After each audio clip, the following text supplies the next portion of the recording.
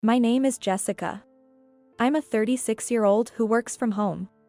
My husband, Michael, and I got married 3 years ago. At that time, we were both 33 and eager to have children, so we considered fertility treatments and visited a hospital. The test results showed no problems, which was a relief, but despite our hopes, we were unable to conceive a child.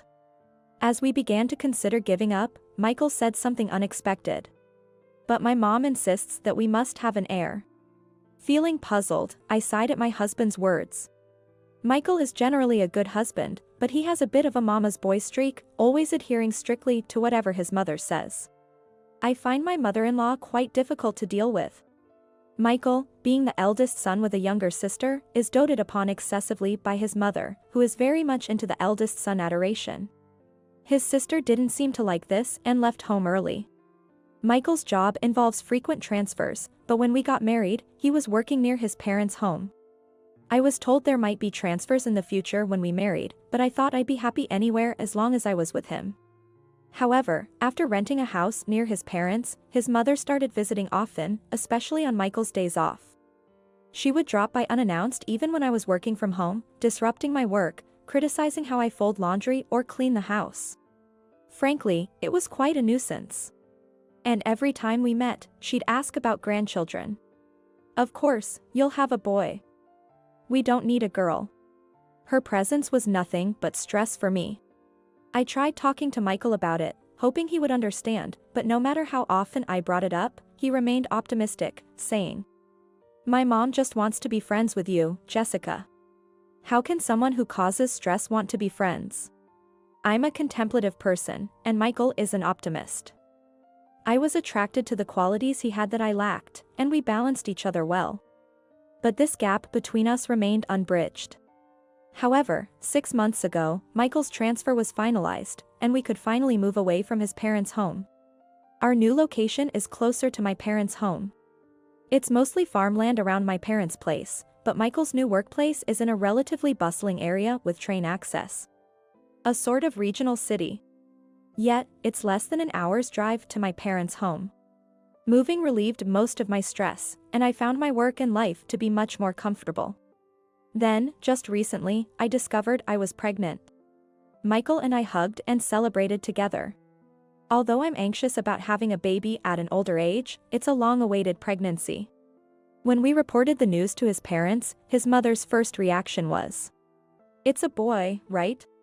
Even when Michael said we didn't know the gender yet, she insisted, "It has to be a boy." However, we later found out we were having a girl. When my mother-in-law learned this, she called me while Michael was away and said, "You're utterly useless. What did you even marry into this family for?" Perhaps due to hormonal changes or emotional instability, I ended up crying alone. When Michael came home and I told him what happened, he yelled, "Are you saying it's my mother's fault?" And I cried even more. Nevertheless, he cared for my well-being and helped with the housework. He's a good husband, if only his mother weren't involved. So, I managed to give birth safely.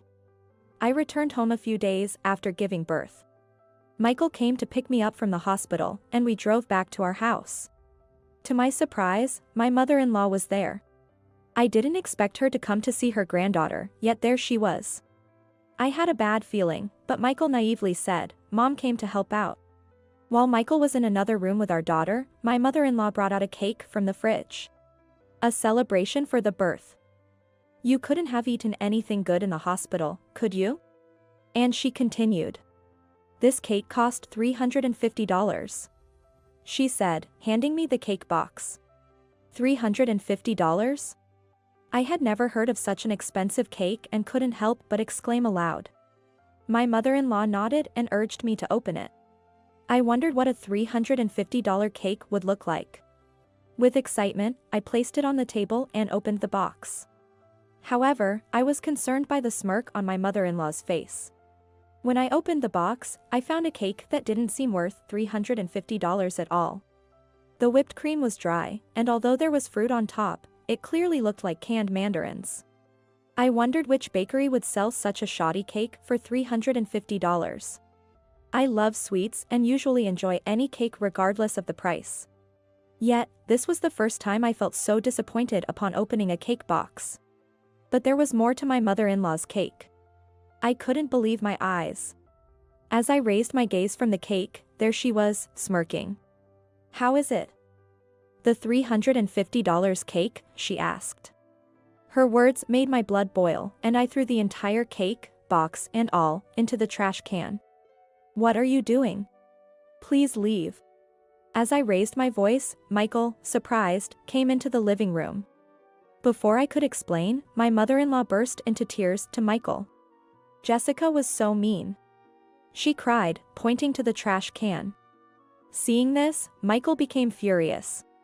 "What have you done? Mom went through all the trouble to make that."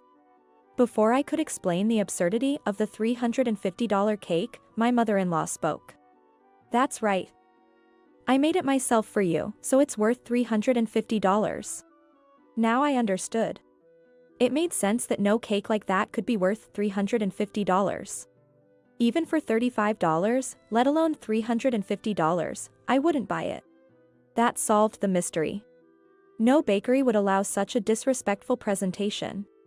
As I was coming to terms with this, Michael said, "Jessica, apologize to my mom." He was, as always, unconditionally on his mother's side. While I stood there dumbfounded, I heard our daughter's voice from the other room. I rushed to her. I heard some commotion outside the door, but my daughter was more important at the moment. After she calmed down and fell asleep, I returned to the living room and found a note from Michael saying he had gone out to eat and that I should reflect on my actions. I was stunned. Could I continue living here with my husband? Should I really resort to running back to my parents? I had no other choice. With these thoughts, I curiously checked the trash can where I had thrown the cake. It was untouched, just as I had left it. I decided to take a photo of it. Then I called my parents and explained everything. My father immediately offered to come pick us up. I felt sorry for my newborn daughter, having to move again. But it would be better for both of us than staying here. Michael, who was supposed to have gone out to eat, didn't return for a while, but my father arrived first. As my father was loading our things into his car, Michael and my mother-in-law finally returned. They were surprised to see my father, but Michael started to get angry when he saw him moving our luggage. "Where are you going? Running back to your parents? Can't handle things on your own at your age?" His words were harsher than usual. It seemed he had been drinking, his face was red and I could smell alcohol on him. Furious at his state, I exploded. "How could you go out drinking, leaving your wife and newborn daughter alone? Right now, I just can't stand being in the same space as you." So I decided to seek refuge at my parents' house. Then, my mother-in-law, who also reeked of alcohol, chimed in. "Oh, scary. Good riddance to such a terrible wife." Her every word was infuriating.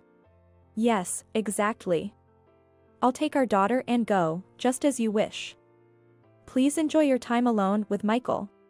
Michael looked puzzled, but I ignored him and got into my father's car. My father remained silent, controlling his emotions. The next day, Michael contacted me. "Where are you? I was shocked to wake up and find you gone." That's right. I had forgotten, but Michael tends to lose his memory when he drinks, which he doesn't do often. I sighed. "Don't you remember? Yesterday, you left your hungry wife and daughter to dine out with your mother, and even drank alcohol. After what happened and what was said, I couldn't stay there." Michael sounded surprised and flustered, but hearing my mother-in-law's voice in the background reignited my anger. "So, your mom stayed over, huh? I won't return to a house where such an unreasonable person has stayed." "What do you mean?" Michael's voice grew stern. "To you, she's your mother, but to me, she's a stranger. I'm tired and stressed postpartum, I don't have the capacity to cater to others. Whose fault do you think it is that we struggled to have a child? Her frequent visits and the stress they caused prevented my pregnancy. Otherwise, why would I get pregnant so soon after moving away from her?" I felt relieved not seeing her face. But then I returned home with our daughter to find her there. I just can't. Despite knowing how rude I was being, my pent-up resentments made it impossible to stop. Then Michael yelled over the phone. "You're the worst. Come back immediately and apologize to my mom." His words left me stunned. The next thing I said was, "What?" in disbelief. I continued. "I took our daughter here as your mother wished." I spoke coldly, and Michael sounded confused. "What do you mean? Your mother doesn't want a granddaughter. She's always been saying we should have a son." I wasn't sure how serious she was. But that cake confirmed it. Cake? What about it? Didn't you see the plate? What? The plate on the cake. Or did you not even see the cake? I had hit the nail on the head. The trash can where I threw away the cake hadn't had anything else in it. It was likely still in the same state. So, I instructed Michael to check the kitchen trash can. There's nothing in it. Had she destroyed the evidence in the night? Then ask your mother what was written on the cake's plate and where she threw it away. I could hear their conversation over the phone. She claimed to know nothing about any plate, calling it a delusion. She stubbornly refused to say where she disposed of it. I wondered how Michael would react. She's saying she doesn't know about any plate. Even Michael seemed somewhat disheartened.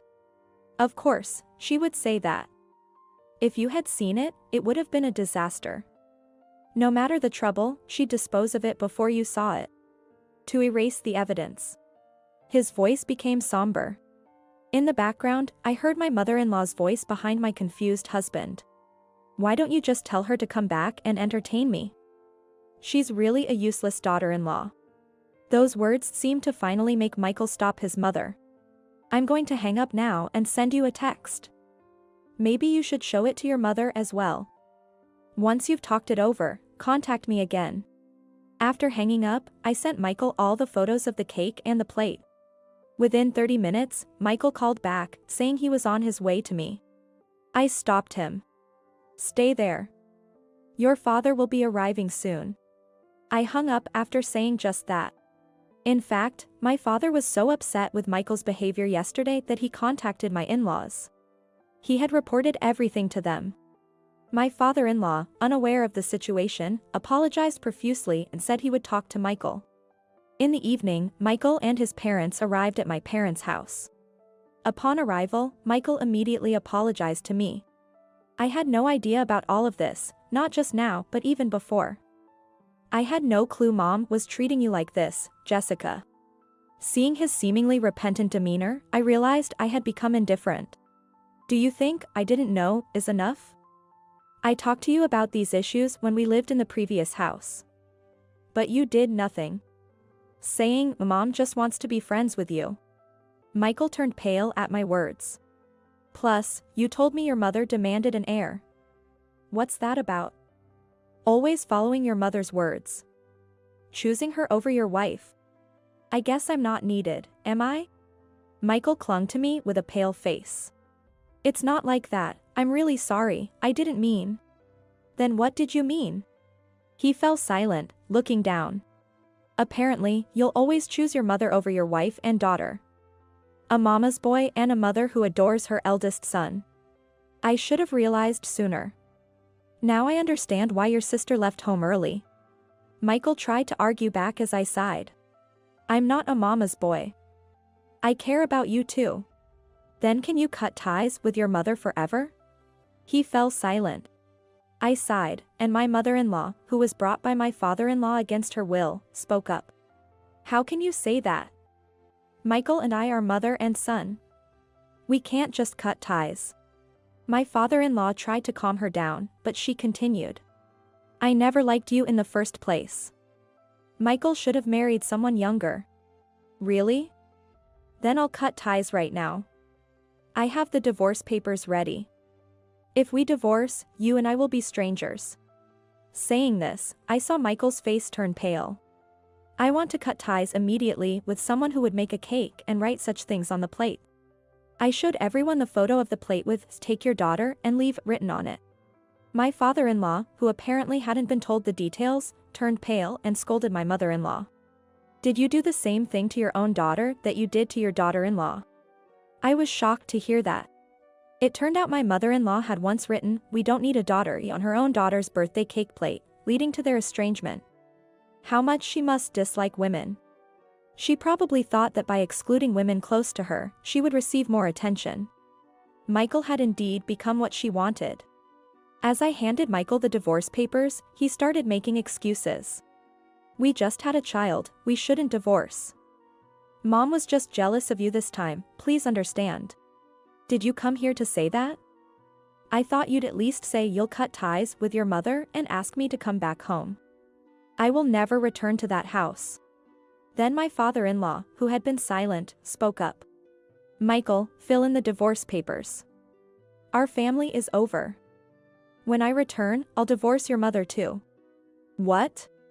My mother-in-law turned in shock at his unexpected words. I've thought about it several times before, but I always ended up thinking it was too late for a divorce and that I should just endure it. But now, to realize that you've done such things not just to me but also to another young woman, I've reached my limit. Divorce her and leave that house. Upon hearing this from my father-in-law, Michael reluctantly agreed to divorce.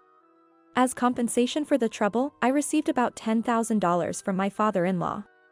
Initially, I refused, but when he said it would be deducted from my mother-in-law's share of the property division, I gratefully accepted. My former in-laws did indeed divorce, and although my mother-in-law tried to rely on Michael, he blamed her for everything and refused to help her, leading to a complete family breakdown. My former mother-in-law, who hadn't worked since her marriage, tried to find an easy way to work and, on someone's suggestion, ventured into cryptocurrency. Unfortunately, she ended up losing all the money she received from the divorce settlement. I'm now receiving regular child support payments from Michael and am raising our daughter with the help of my parents. It's truly a joy to see my daughter growing up healthy and happy.